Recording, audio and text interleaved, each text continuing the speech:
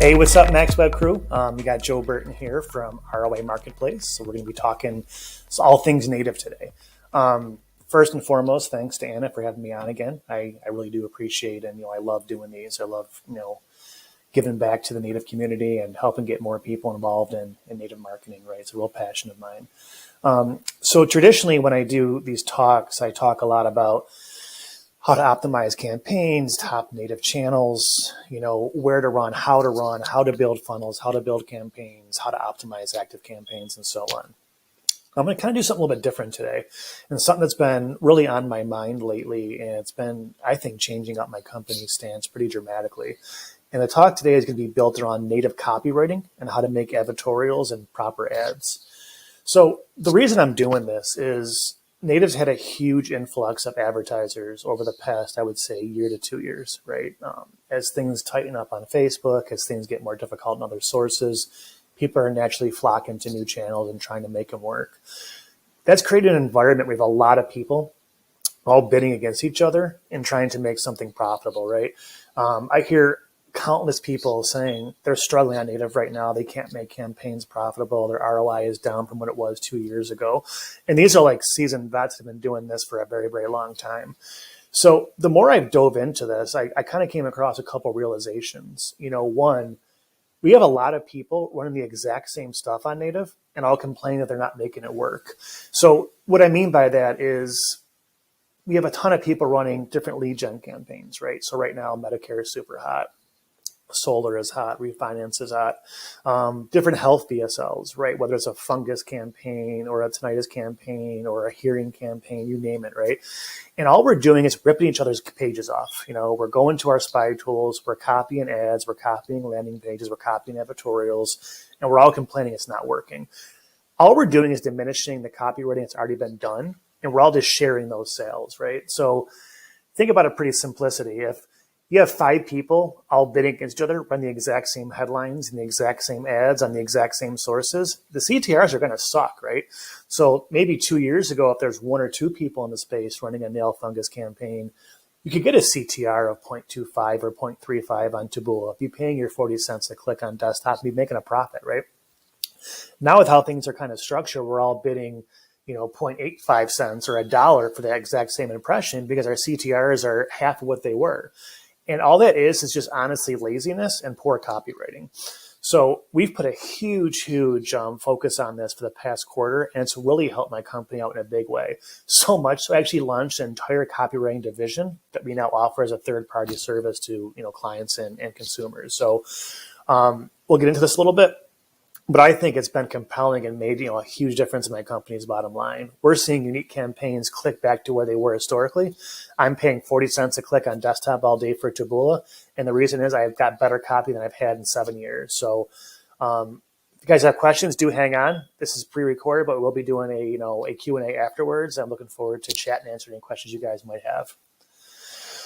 A little bit about me. Again, my name is Joe Burton. I am the CEO of ROI Marketplace. We're an agency, and we focus exclusively on native marketing. So this is something I'm in every single day. We don't really buy YouTube. We don't really buy Facebook, a little bit, but not a whole lot. We don't buy TikTok. We don't buy Snapchat, et cetera. We're in Taboola, Outbrain, Gemini, and so on all day, every day. We're not affiliates. We actually are an agency, represent brands all across the globe. We're on 6 continents currently, and we're currently looking to scale up even more. So we're into this every single day, spending millions of dollars on native. So, hopefully we kind of know what we're talking about a little bit. So first and foremost, we'll start out super basic. And what is an advertorial, right?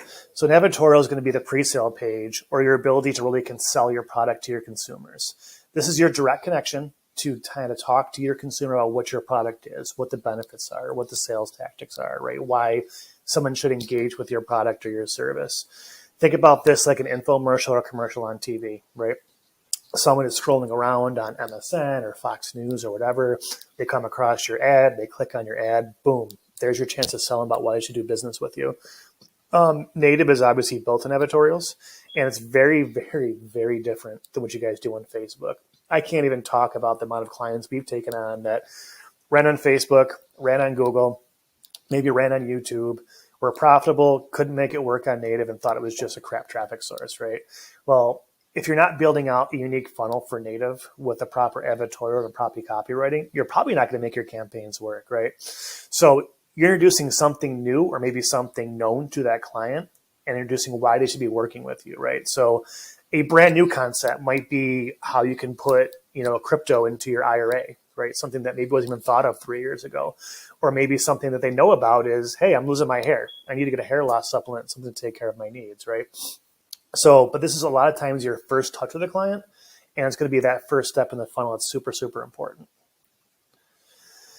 So what is copywriting? I won't go through this whole thing, but copywriting is, again, just the ability to sell your product to your consumer. No different than watching a late night infomercial or turning on the TV and seeing a commercial or watching a video on YouTube, right?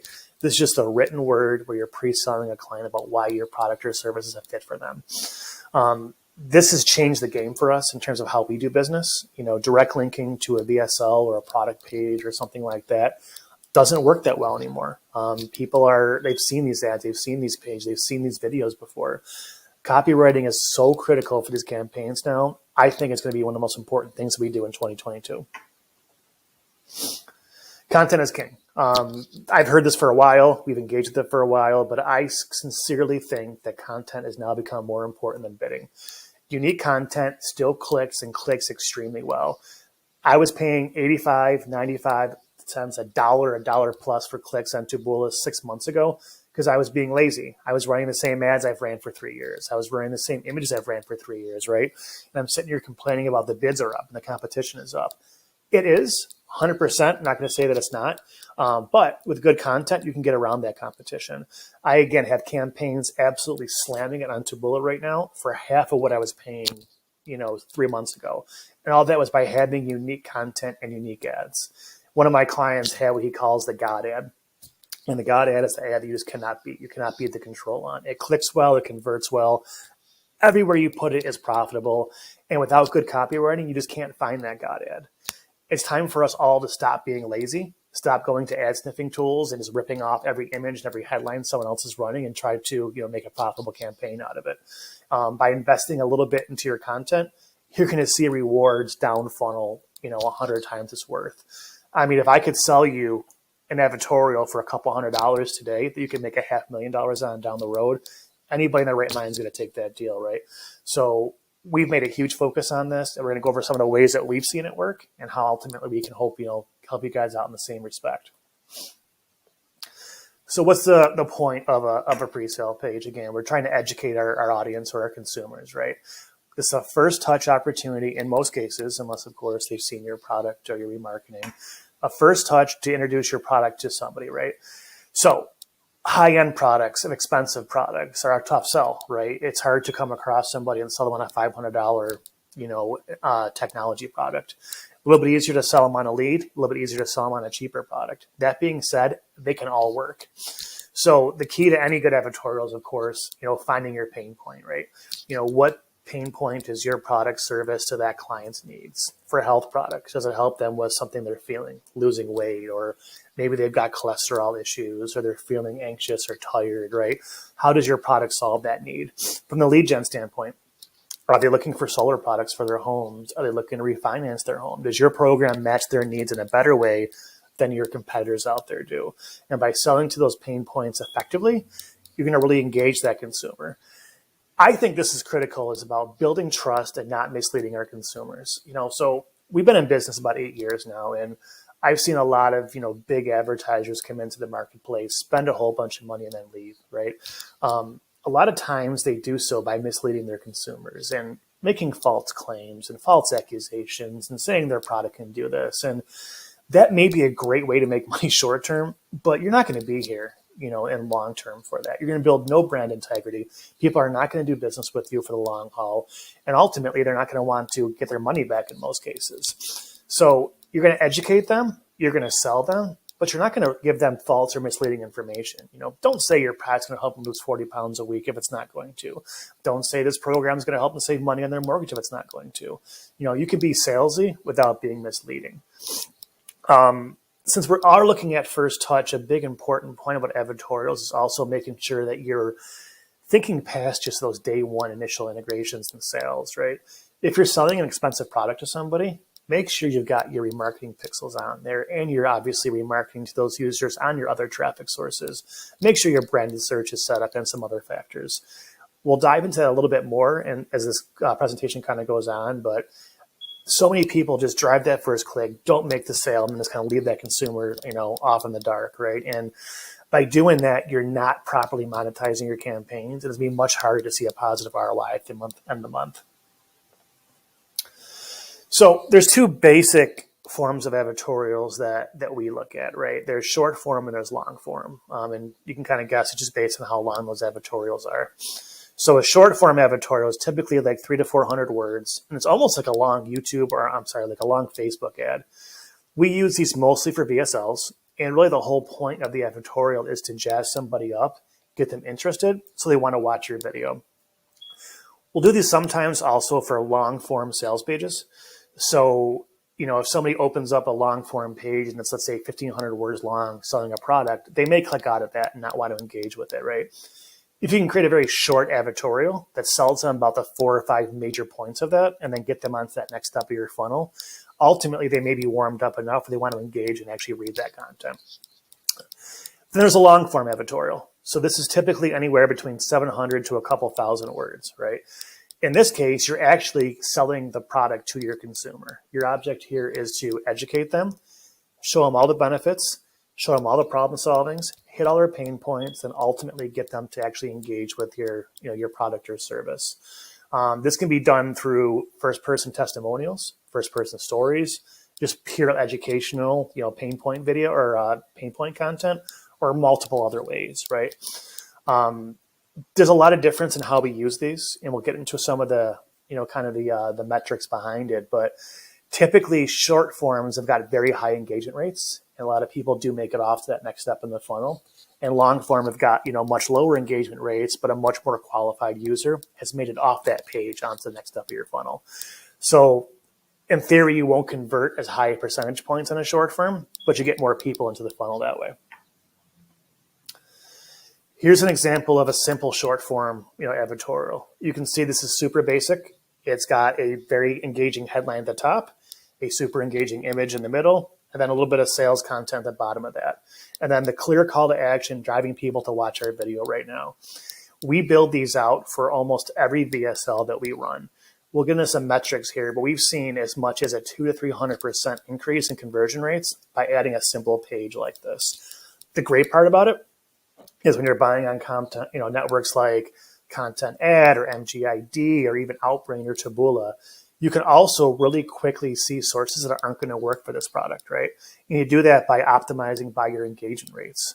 So let's say I note that I need a 25% minimum CTR from this page to my VSL to make this campaign work. And I see I'm getting 5% CTRs on Rev content for 10 active widgets. I can block those out a heck of a lot quicker than I can if I'm actually optimizing towards a CPA.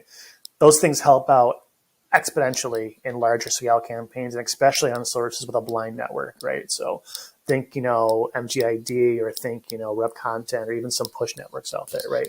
You can really quickly make decisions on a partner without spending 2x the CPA. Couple examples on, short form stats. So this is a current active campaign I have live right now.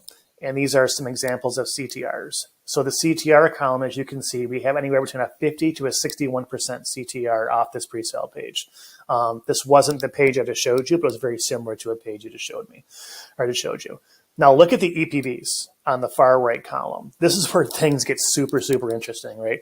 So you can see that column 3 and 4 here have EPVs that are over double and close to triple our control EPV, which is the one at the top.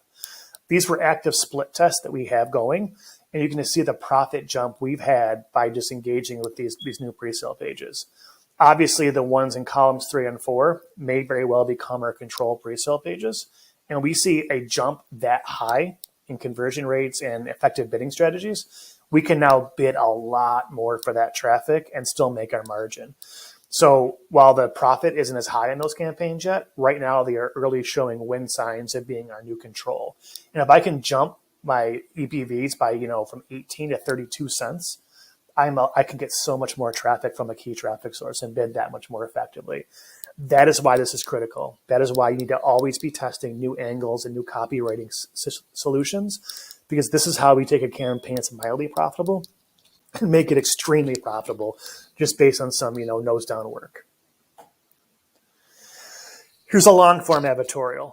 As you can see, a lot more content here. We're offering a lot more to the consumer. We're not going to see that 50 or 60% CTR from point A to point B. But if someone goes through this content, reads about this product, and makes it to that next step in the funnel, they're going to be super engaged, and they're likely going to be, on a much higher conversion rate than someone from the previous section.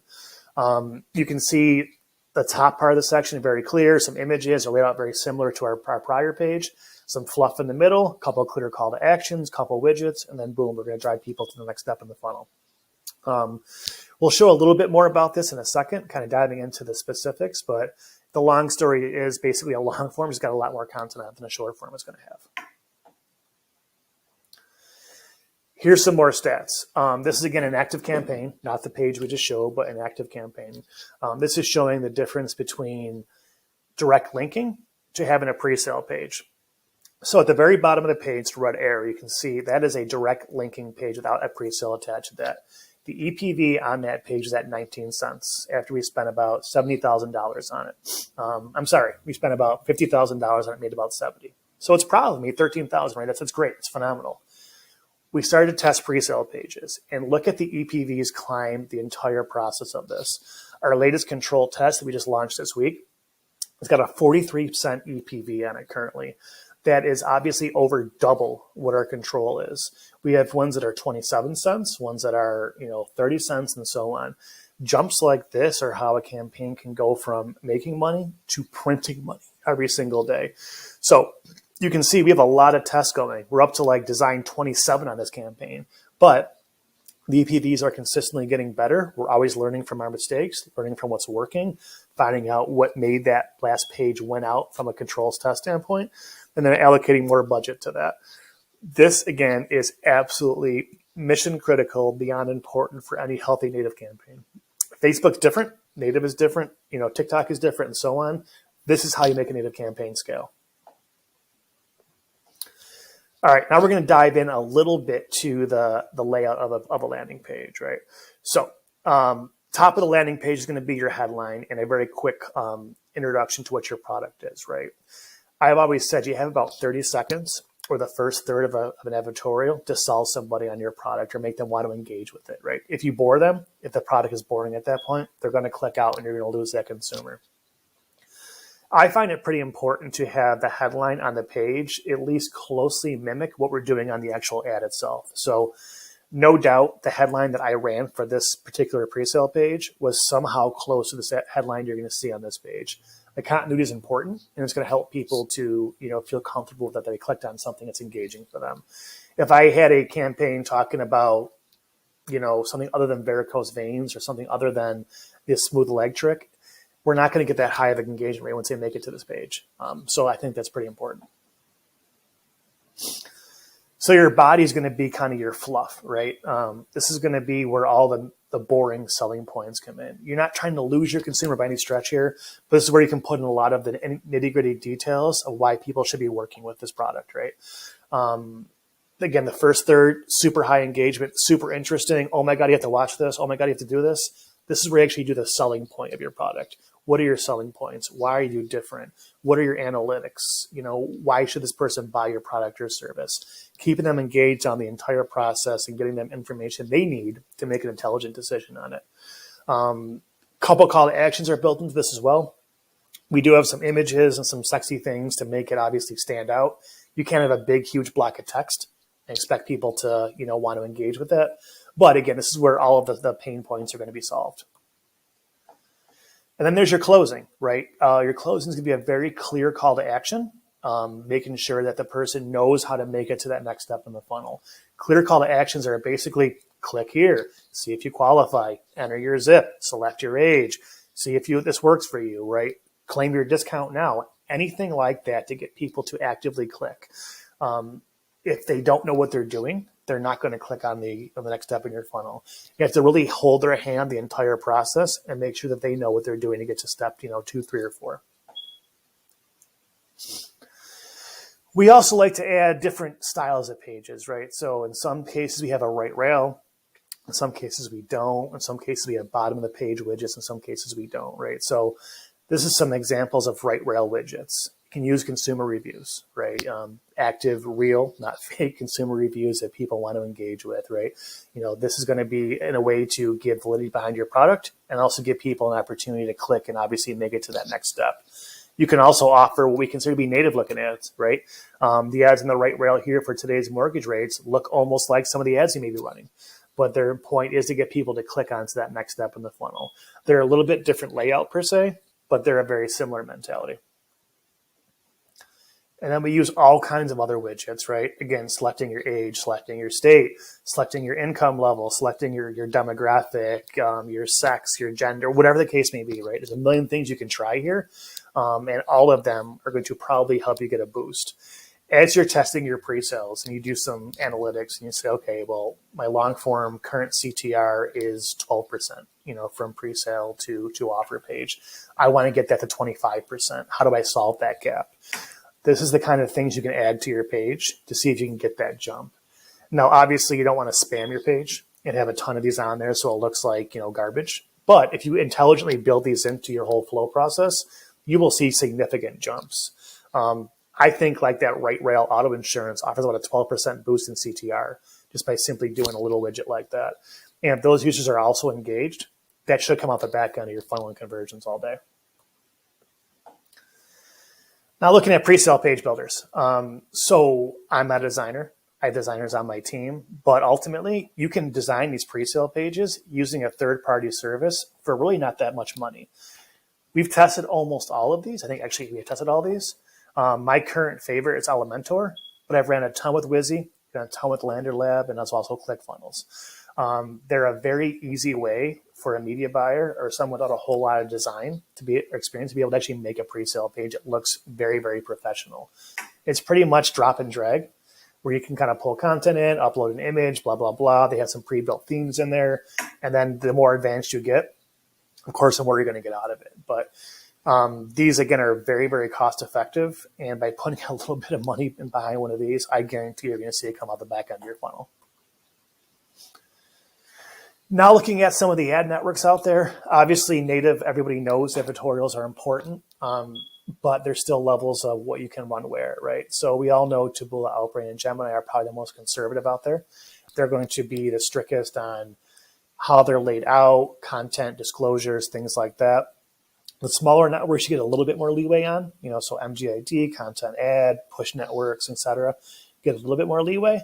But ultimately, knowing what you have coming into a network is super important. Nothing's worse than spending a day building out a Taboola campaign, getting everything uploaded and forgetting a disclaimer. And they come back and reject it and say, you don't have Advertorial at the top of your page, or you don't have, the copyright at the bottom of the page. You don't have a disclaimer at the bottom of your page, right? So it's important to know what each network has. So you're saving the man hours of course, uploading and dealing with that, because that's beyond frustrating. A couple tools that, my copywriters use. This stuff is beyond me, but it's, of course, important that, if you are having internal copywriters kind of handle this, that you know what's going on. Checking your grammar, checking your layouts, checking your spelling, little things like that to, of course, again, build continuity and build, validity behind your product. Nothing more embarrassing than having someone contact you through the contact us section of your page and saying, hey, jerk, you misspelled, apple on your page or something weird like that. Makes you look unprofessional, makes you look like a chump. So we covered most of these, but we'll kind of dive into, again, as a summary of that. So keys to a good advertorial, right? I mentioned this in the previous slides, but have the message at the top of the page coincide to your headline or your image that you ran the ad for. So if you're talking about a promo for a solar program in your headline, mention that solar program in the first third of your page. That's that 30-second gap that you have to either lose or make that client interested. And it's super important that you do that. Make your pages look professional. I mean, how many bad landing pages have you seen out there that looks like a third grader designed it in their, in their class in school? Put the time behind it. If you're not good at that, invest in hiring somebody. You can do a full-time position. There's companies out there that do this on the side. You can go to landing page guys. You can go to anyone you want out there, but A good advertorial will pay for itself over and over and over again. If you're going to cut corners on it, you're going to see that show up in your ROI reports. I can almost guarantee it. We talked about this as well, but strong selling points in the first third, the 30-second rule. Your fluff and selling points are in the middle, the nitty-gritty, and then strong closing statements to get them engaged and make sure they want to go on to step 2. And then, of course, our clear call to actions. So this is a little bit of closing on the advertorials. Advertorials are meant to sell somebody, right? How is this product going to change their life? What is going to be different for them by engaging with your product or service? Are they going to feel healthier? Are they going to save money? Are they going to look younger? Are they going to get something super cool for the holiday season or get a consumer product they haven't seen before, right? Why should they do business with you? And then a quick example, this we came up with is the whole Steve Jobs and the iPod, right? So he could go on and talk about 125 gigabytes in your pocket, and why this is great for consumers, but only the most tech-savvy people understand what that means. When he said, I'll put 10,000 songs in your pocket, that was cool. That was engaging, and that was a whole piece of copywriting he did on his end that probably gave the iPod a boost that we hadn't seen before. Now we'll kind of get in briefly into the ad side of things, all right? So generally speaking, on the copywriting for your actual ad, and this is the ad we're going to have on MSN or on, Fox News or whatever, your small little image with your headline. How do you balance your CTR with your CPA? So generally speaking, your image is going to be what gets you the clicks and your headline is going to sell your product. So you have to balance those two out. So certain things are going to make you get super high CTRs, maybe super poor conversion rates. And what I mean by that is if you're selling auto insurance, right, and you put a super attractive woman in the front seat of her car and put an auto insurance ad for that, that may click like crazy, right? But it may not click well enough to convert well enough to make it profitable for you. You may just be going for the sex appeal angle. You may do a super, super grotesque image of, something on your page that no one's ever seen before, selling a health product. That may click like crazy because people are super interested with it, but it may not convert well because it's just false clicks. So balancing CTR and CPA are obviously a super important part of this. Here's some examples of what I consider to be low quality ads. And what I mean by these is they're just boring. So I'm scrolling through my feed, I'm looking on MSN, I'm reading the articles on Gemini. None of these kind of stand out to me and are examples that I want to click on. They got boring images, they got boring headlines, and not something that I would see myself clicking on. Keys to a good ad, engaging but not misleading headline. I say this over and over again. If you drive people in through a super misleading headline, they're not going to convert for you, right? You're going to pay for clicks, you're going to pay for traffic. It's not going to be good for you. On a CPM, it's not quite as big of a deal. If you're buying CPC traffic and you're paying 50 cents per click on desktop on MSN, you want to make sure every click is as valid as possible coming to your point, right? Sex appeal is still important.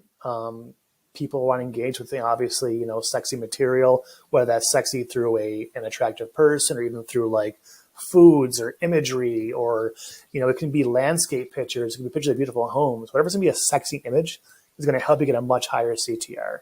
And then coincide that sexy image to selling to your pain point in your headline.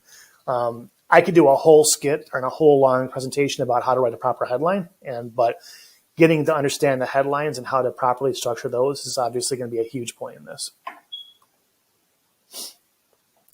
All right, and here's another kind of stats for an active campaign we have right now. And this is, again, going to show you how active split testing headlines and images make a difference in a campaign, right? So if you look on the right rail, our control winning headline currently is at 56 cents CPC, right? You can see we have about 6 different headlines we're testing here. Maybe it's 5, maybe it's 6. And the EPVs range anywhere between 30 cents, 25 cents, and 70 cents. So as we're testing out new images and new headlines, we're blocking things that aren't working. So headlines 2, 3, and 4 here are, I guarantee you, blocked in my system right now. We're probably aggressively running headline number 1, and we're probably rotating in image number 5, which is going to be the one at 70 cents. That headline combo right now looks like it could beat the control out, but there's not enough data to make that call on. So what does this mean for your active campaigns, right? It's profit versus loss, simply. And put point, it's that simple. By having higher EPVs or higher EPCs, you can bid more for that traffic. Therefore, you're more competitive. Therefore, you're making more money. So you have to test. You have to test aggressively. And we're testing new image, new headline combos for every single client every single week. We have some wins. We have some losses. We have some things that don't go so well. But by doing this on a consistent and rotational basis, you're always going to be growing your campaigns. And we go by the 80-20 rule. 80% of my traffic goes to my most profitable ads, 20% goes to my testing. And I'm always trying to make that 80 have a higher control environment. Examples of higher quality ads. These I feel are more engaging, right? You're selling to pain points. You have cool images. You've got things that make it stand out on the page. If I'm scrolling through my page, I may see more engaging content that I click on by having ads written like this. Doing things like trying different color schemes, going black and white, offsetting images, having close-ups, having faraways, using images that are kind of a little bit weird, right? All these things are going to get you a much higher engagement rate on your products. And the higher the engagement rate is, the lower the CTR or lower the CPCs are going to be. I'll come back again and say be unique here. I mentioned this at the beginning of the presentation, but I have found by investing in unique content, we have had our CPCs come down 50, 60, 80, 100% on our main traffic sources. I was one of those guys 6 months ago saying, Taboola was ridiculous. The CPCs are too expensive. This can't work anymore. There's too many people coming over from Facebook. And now I'm telling you, yeah, it's more competitive. But if you do your copywriting properly, you're going to see those rewards come down where I'm paying 40 cents a click for desktop traffic against guys that are paying 85 cents all day. And it's based on pure CTRs. You get your CTRs back up over 2, back up over 3. You're going to see those CPCs like you saw a year or 2 ago. And that's the difference between making money and losing money on these campaigns. A little bit about us overall. Again, I will say, ROI does offer copywriting as a service. We're not pitching that whatsoever. But if you guys are looking for copywriting, go out and find somebody to help you with it. There is a major, major, major need for it in the marketplace, and one that I personally feel is way too, overlooked right now.